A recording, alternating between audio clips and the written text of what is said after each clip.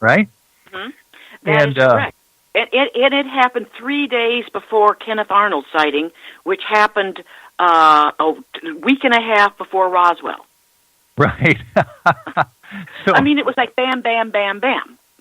and it's as the UFO flies, Roswell or the the desert out there in New Mexico is not that far from the West Coast, where these UFOs were beginning to be sighted. But now you're saying that there were also multiple sightings even before that became famous in June and July. That is correct, and that isn't the first. Really? Oh yes, it goes back to 1945. And this gets to be really interesting because this is 2 years before Kenneth Arnold and Roswell. Right. And I don't know if folks realize that in Washington State, in about the middle, I guess you'd call it the southern middle part of the state, which is pretty well directly east of Mount Rainier and Mount Adams, is the Hanford Nuclear Facility, which was developing plutonium and weapons-grade plutonium for the first atomic bombs. And all top secret. I mean, it was top secret. Yeah. Anyway, during March and April of 1945, U.S. Navy pilots were sent out to chase after huge fireballs that maneuvered above the Hanford atomic plant. This is during World War II, before the bombs were dropped. Right, and right. There was a flap of these balls, flaming balls, that were basically, hovering around Hanford. They would send the planes out after them and, of course, be outmaneuvered.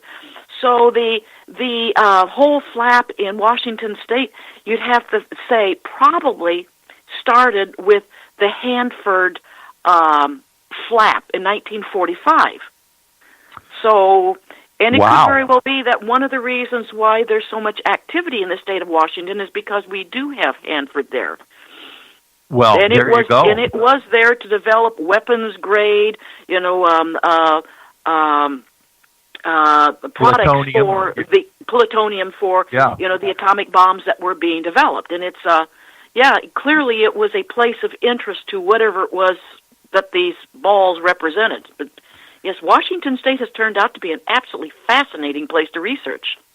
Well, exactly. And I know you've been around the world yourself. And you decided to settle down here in the little state of Washington, the fascinating state of Washington. We're so glad that you did, because thank you. It's so nice to have you dig up all these interesting subjects and facts that I didn't even know about. I mean, this is. Oh, by the way, the interesting thing you just mentioned was these orange fireballs over Hanford. Mm-hmm. Our mutual friend, Peter Davenport from the National UFO Reporting Center, has always said within the last 2 or 3 years, the most reported unidentified aerial object that have come into the National UFO Reporting Center have been these orange fireballs, even now. Isn't it interesting? The interesting thing is we don't get those. He gets them, but we don't. Interesting. So I think it's a phenomenon that's happening in other places more than Washington. Oh, there you go.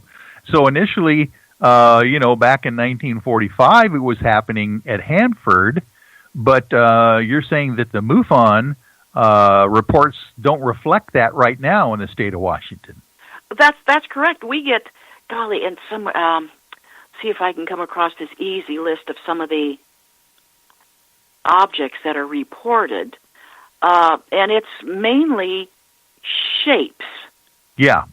Just to say, in the past year, I went through and I picked out the shapes that had been reported, and the diamond, square, rectangle, disc, star-like sphere, cylinder, blimp, fireball, oval, boomerang, and eggs, cigars, teardrop, bullet missiles, cones, and even, you know what those Instamatic little film cartridges used to look like?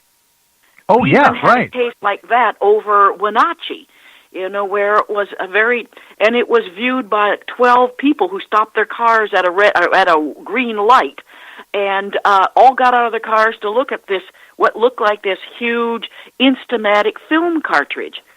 So, we don't get that many, anything that looks like a fireball. Yeah.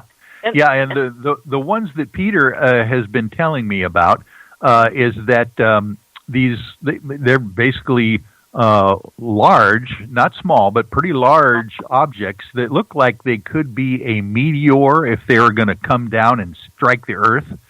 But they don't seem to come down and strike the Earth. They seem to go horizontally across the night sky or even the daytime sky and leave kind of like a fiery trail behind them, and sometime also a contrail that lasts a little bit. But it's kind of strange that other places around the country are reporting these fireballs. Oh, by the way, Maureen, it's fascinating to me to hear Peter Davenport talk about the actual entity sightings of potential aliens that have been coming into the National UFO Reporting Center.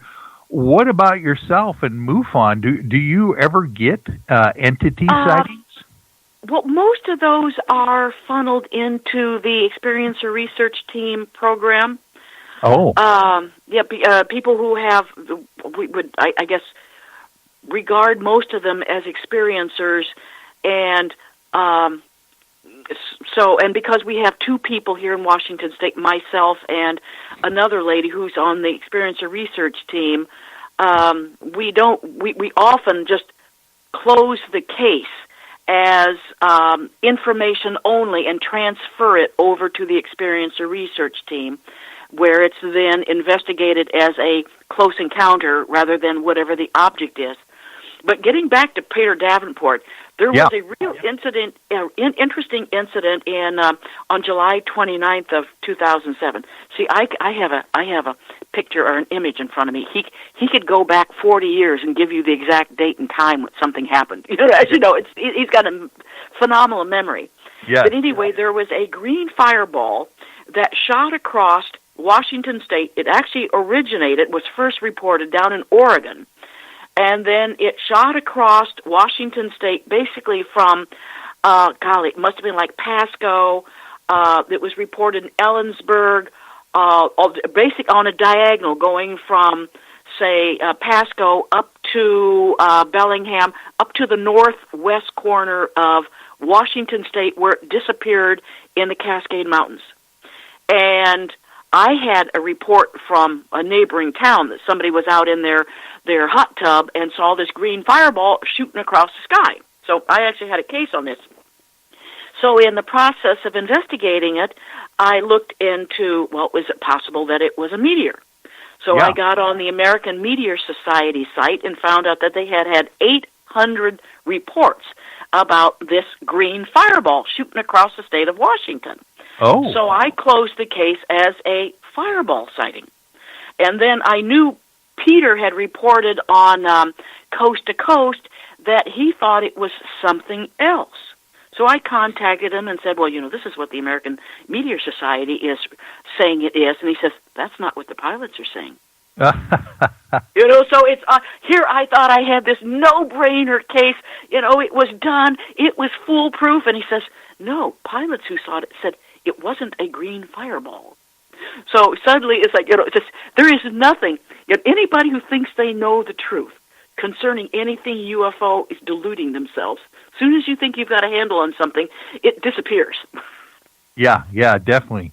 Well, that's fascinating. Matter of fact, that's another aspect of our state of Washington, in the fact that we have Dr. Richard Haynes living on Whidbey Island, who was kind of gathering all of the pilot sighting reports that have come in from commercial and military and private pilots in his organization called NARCAP. So, my goodness, there's just so many. It's just ripe here in our state of the sighting reports and the kinds of people who are reporting them. I mean, actual military pilots who fly $1 million worth of craft are actually, of course, they don't want to give their names, so they have the NARCAP agency that they can send in their reports anonymously. But Peter would have access to some of those pilot reports as well, I would imagine. Oh, he's an invaluable resource. You know, the difference between MUFON and the National UFO Reporting Center is people report sightings to Peter, and then it's put on the National UFO Reporting Center website, and it's basically raw data. Whereas with MUFON, we actually have teams of trained investigators, certified trained investigators, and we investigate every single case that is submitted. And so say in September we had 28 new cases, and they're all assigned to a field investigator, generally according to either their location or, hopefully, if they're overloaded already, then it goes to somebody else, but generally by location or their background or expertise.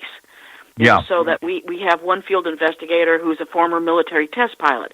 So he tends to get a lot of the cases that involve aviation or the military and that kind of thing. So,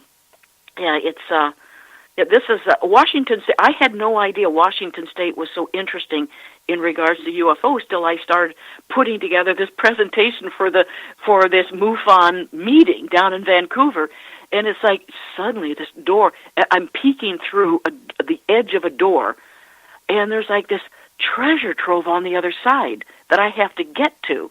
But all this stuff that I had no idea existed. So it makes the whole UFO. It's for somebody like me who really enjoys the research side of it. It's like candy. Like this is what I'm here for. Just better understand what's really going on. Well, and speaking of open door, Maureen, let's talk about Mount Adams, if we can, for a few minutes. Hey, that's your area. We, the UFOI team just did quite an interesting safari down at Mount Adams, both north and south of the mountain there. And by the way, I just heard on, I think it was last week or was the beginning of this week, that someone had reported that door-looking object on the side of Mount Adams is now open again. You probably heard about that. I saw some pictures of it. It's so hard to discern whether, the snow melted and they're seeing shadows on it, because clearly when it's covered with snow, because this is near the top of Mount Adams, which is an active volcano. And I somehow don't understand why anybody would want to have any kind of a base or would want to go inside an active volcano, which could erupt any time. Yes. But I couldn't tell from the photo whether it was a shadow or whether it was actually some kind of a door. Yeah, it is hard to tell. And, we had Lee Strauss from the UFOI team scale the mountain. Actually, in the last part of September, we were there, and it was of course snow. It was like 22 degrees. You said up there, at this plateau at the very top called Lunch Counter, where they spent the night. And I know they were looking for that possibility of this potential large. I mean, it's not a door that a person would open and walk through. This is like a hangar door they're talking about that's probably 50 feet or 100 feet wide and maybe half that tall. Some people, including Jimmy Church, the radio show host, was down there and took some video of something that looked really strange. It looks kind of geometrical. It doesn't look like a natural hole in the side of the mountain, but Lee Strauss could not find it, at least while he was there. So who knows what's going on. And, the only other thing I can say as well is that I don't know if you've seen them, but I've seen these photographs and videos of UFOs. They just basically are unmistakable flying craft that disappear into active volcanoes. I don't know what that's about, but I've seen that. Maybe it's a source of energy. But There you in go. a lot of ways, again, Washington State is really blessed with